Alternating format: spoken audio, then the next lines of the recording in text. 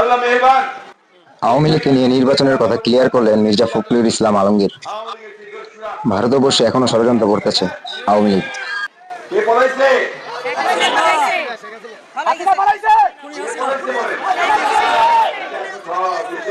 বাংলাদেশের ভিতরে একটাই কথা, যে পড়াইছে পড়াইছে, তাই না? কেন পড়িয়েছে?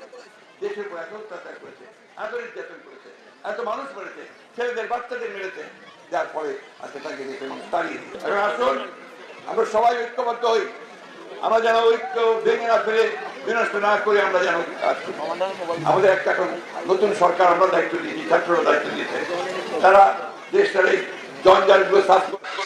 ফখরুল ইসলাম আলমগীর বলেন, একজন রাজনৈতিক দল আরেকজন রাজনৈতিক দলকে কখনো নিষিদ্ধ করতে পারে না। এই 15 বছরের যে জঞ্জাল, সেই জঞ্জালকে সাফ করতে সময় লাগে, কিন্তু আপনার 3 মাসের মধ্যে কিছুটা পুরোপুরি সম্ভব? অনেক কাজ করবে, তাই না? শান্তি শৃঙ্খলা ফিরে এসেছেন তো? আওয়ামী লোক কি অত্যাচার করতে পারে? পারেছে না? কাজ শুরু হয়েছে, তাই না? এখন ওনাদেরকে একটু সময় দিতে হবে। আমরা কাজ শেষ করে ফেললে নিশ্চয়ই নির্বাচন হবে এবং জনগণের তাড়াতাড়ি করলে ভালো। আরেকটা কথা, পত্রিকায় একটু ভুল করে বিভ্রান্তিমূলক একটা হয়তো বা ভুলভুলামিতে ছড়ানো হচ্ছে, যে আমরা নাকি বলেছি, সেটা আপনার ওই সাহেবকে কোট করে বলেছে যে আওয়ামী লীগকে রাজনীতি করার সুযোগ নাকি আমরা দিচ্ছি। এই কথাটা সঠিক বলা হয় নাই। কত আমাদের অবস্থা পরিষ্কার করেছি।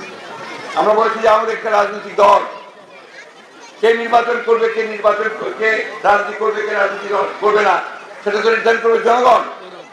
আমি একটা রাজনৈতিক দল হিসেবে তো সেই নির্ধারণ করতে পারি না। সুতরাং এখানে কোনো ভুল বুঝাবুঝির অবকাশ নাই। আমরা কখনোই কাউকে কোনো দলকে নির্বাচন করতে দিতে বাধা করিনি, কিন্তু 15-17 বছরে যারা হত্যা করেছে, গুম করেছে, খুন করেছে, অবশ্যই তাদের বিচার করতে হবে বাংলার মাটিতে।